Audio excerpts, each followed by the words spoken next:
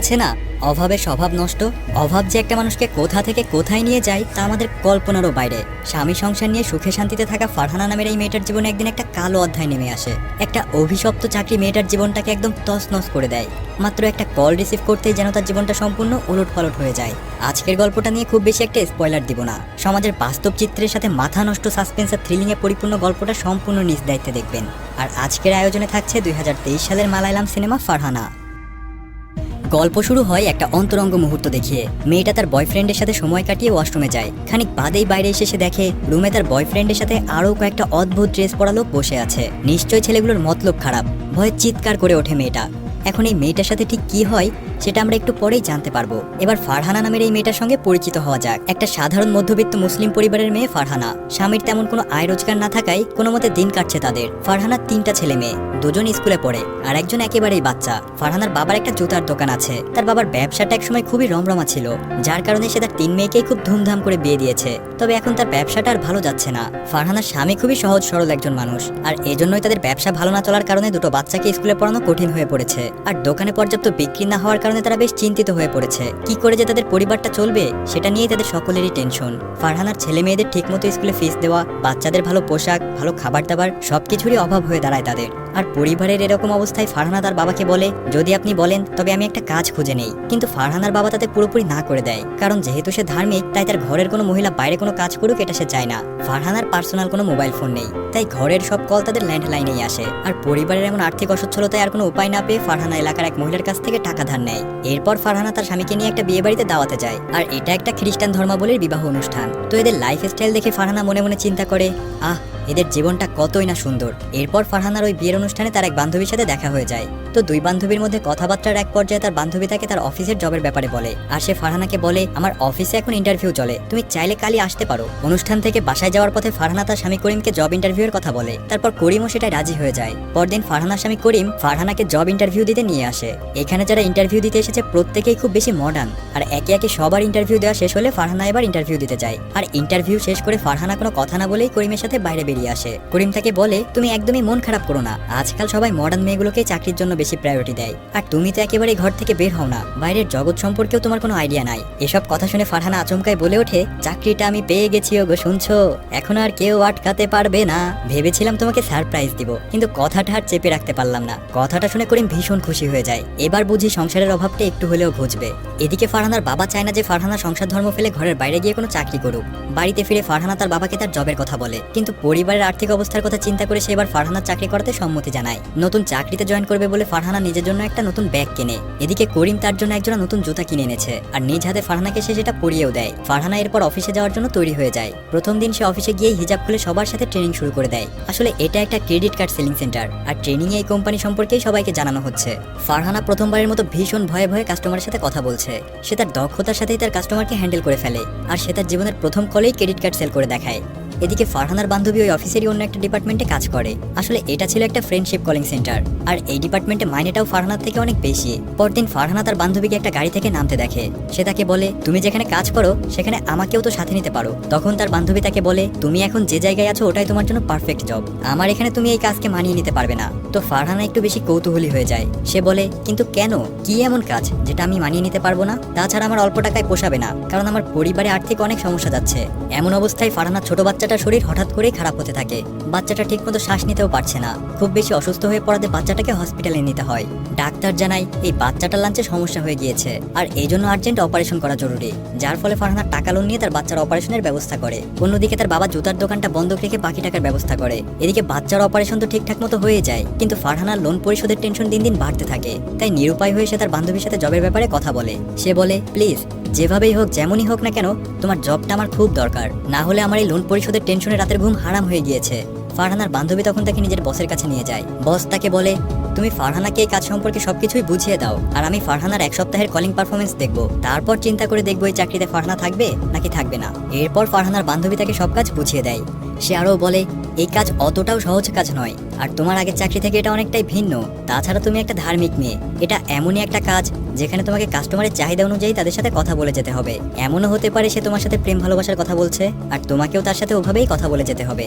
অনেক সময় অশ্লীল কথাবার্তাও কাস্টমারের চাহিদা অনুযায়ী বলে যেতে হয়। আর তোমার কাজ হচ্ছে তুমি কতটুকু এটা হ্যান্ডেল করতে পারছো, আর কত সময় তুমি ক্লায়েন্টের সাথে কথা বলছো এটার উপরেই তোমার মাইনে বাড়বে অথবা কমবে। আর তুমি ক্লায়েন্টের সাথে নিজের সম্পর্কে কিছুই বলতে পারবে না, এমনকি তোমার নিজের নামও বলতে পারবে না। এখানে সাধারণত সেই সব মানুষই ফোন করে যাদের কথা বলার মতো কোনো সঙ্গী নেই। আর তুমি যদি রুলস ভঙ্গ করো তবে ওই যে ছেলেটাকে দেখছো ও বসকে সবকিছু ইনফর্ম করে দেবে। ওই ছেলেটা এখানে যারা যারা চাকরি করে সবার কল রেকর্ডিং চেক করে, কে কি করছে সবকিছুই তার আয়ত্তে থাকে। এসব কিছু ফারহানাকে বুঝিয়ে দেওয়ার পর ফারহানার বান্ধবী তার কাজে লেগে পড়ে। ক্লায়েন্টের কথাবার্তা ফারহানাকে প্রচন্ড অস্বস্তিতে ফেলে দেয়, কারণ ফারহানা কখনো চিন্তাই করেনি এ ধরনের কাজ করেও টাকা ইনকাম করা যায়। ফারহানা যেহেতু একটা ধার্মিক মেয়ে, সে ক্লায়েন্টদের অশ্লীল কথা শুনে আর স্থির থাকতে পারে না, তার কাছে সবকিছুই প্রেশার লাগে, আর তাই সে ওয়াশরুমে গিয়ে বমি করে দেয়।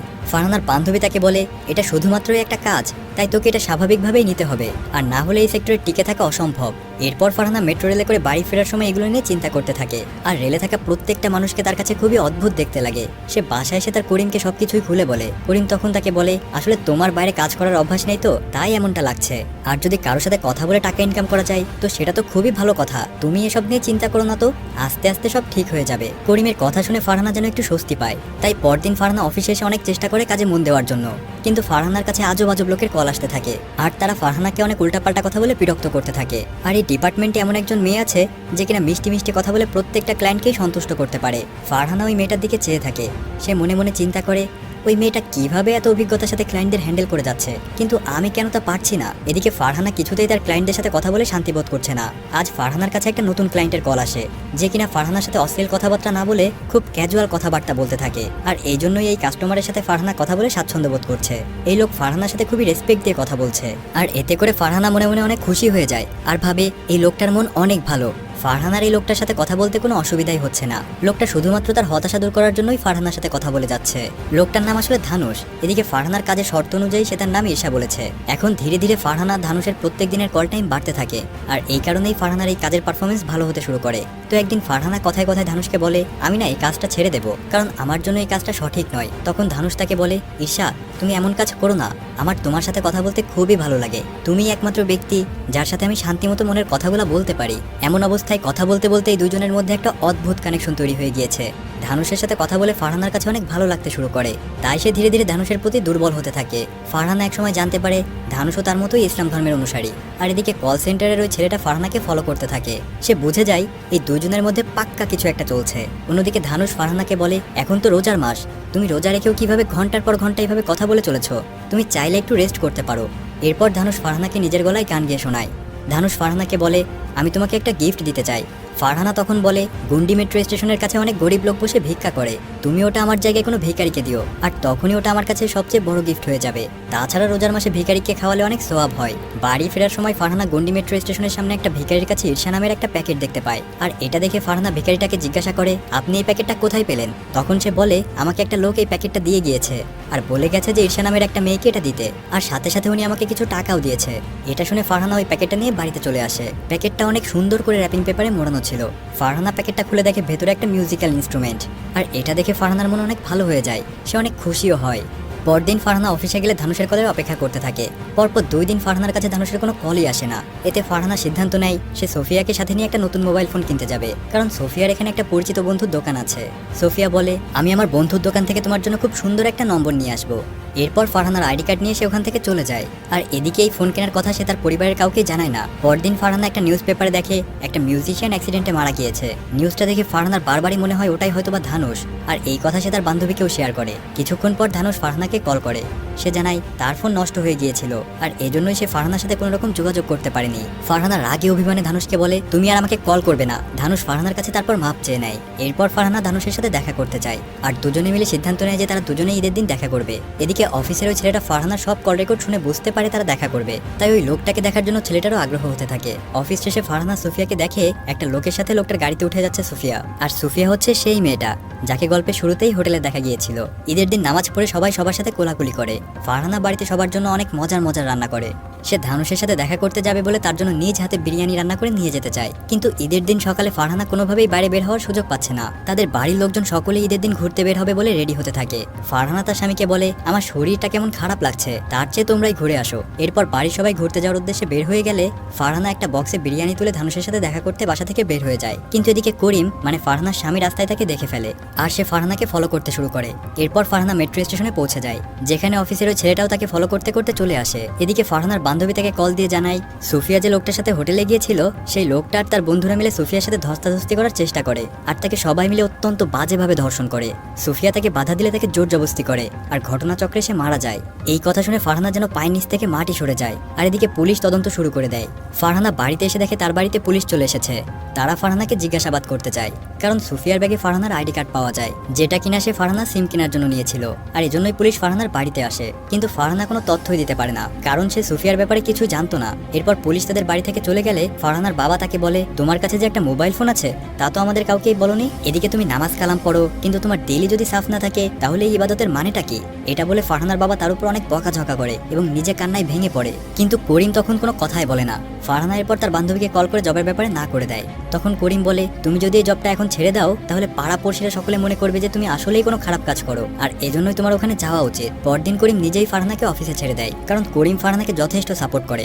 সুফিয়ার মৃত্যুর পরে অফিসে কিভাবে মেয়েরা নিজেদেরকে প্রোটেক্ট করতে পারবে এ ব্যাপারে সতর্ক করা হয় আর এরপরেই সবাই আবার নিজেদের কাজে মনোযোগ দিতে শুরু করে। ধানুষ ফারহানাকে কল দেয় আর জিজ্ঞাসা করে, কাল তুমি আমার সাথে কেন দেখা করতে আসোনি? ফারহানা এবার তাকে বলে, আমরা আর কোনোদিনই দেখা করব না আর এমনভাবে কথা বলবো না যেন মনে হয় আমাদের কোনো সম্পর্ক রয়েছে। আমি এখানে আমার কাজের জন্য এসেছি, কোনো সম্পর্ক বানাতে আসেনি। এসব কথা শুনে ধানুষ কলটা কেটে দেয় আর ওই দিনের পর থেকে ধানুষের কল আর ফারহানার কাছে আসে না। এরপর ফারহানার বান্ধবী তাকে বলে, তোমার ক্লায়েন্টের সাথে এমন বিহেভ করা মোটেও উচিত হয়নি, তোমার তাকে বুঝিয়ে বলা উচিত ছিল। আফটার অল উনি আমাদের ক্লায়েন্ট। এদিকে আস্তে আস্তে ফারহানার কল টাইম কমতে শুরু করে।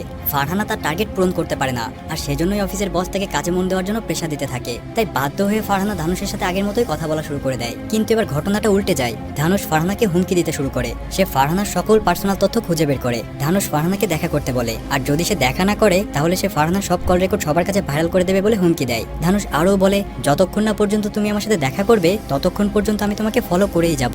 আর এতে ফারহানা খুবই ভয় পেয়ে যায়। কি করবে সেটা বুঝতে না পেরে সে তার বান্ধবীর সাথে এ ব্যাপারে কথা বলে।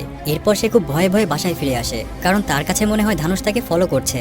বাসায় এসে সে দেখে তার বাসায় ঈর্ষা নামের একটা পার্সেল এসেছে। করিম ডেলিভারি ম্যানকে বলে, এই অ্যাড্রেসে তো ঈর্ষা নামের কোনো মেয়ে নেই। পরদিন ফারহানাকে ধানুষ আবারও কল করে। ফারহানা তাকে বলে, তুমি যদি আমাকে এভাবে বিরক্ত করতে থাকো তবে কিন্তু আমি এবার পুলিশকে কমপ্লেন করব। ধানুষ তখন বলে, তুমি সেটা করতেই পারো, তবে তুমি এটাও মনে রেখো তোমার সমস্ত কল রেকর্ডিং কিন্তু আমার কাছে রয়েছে।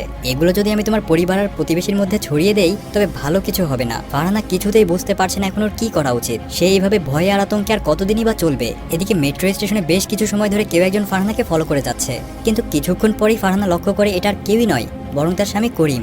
বাসায় ফিরে করিমকে ফারহানা জিজ্ঞাসা করে, তুমি আমাকে ফলো কেন করছিলে?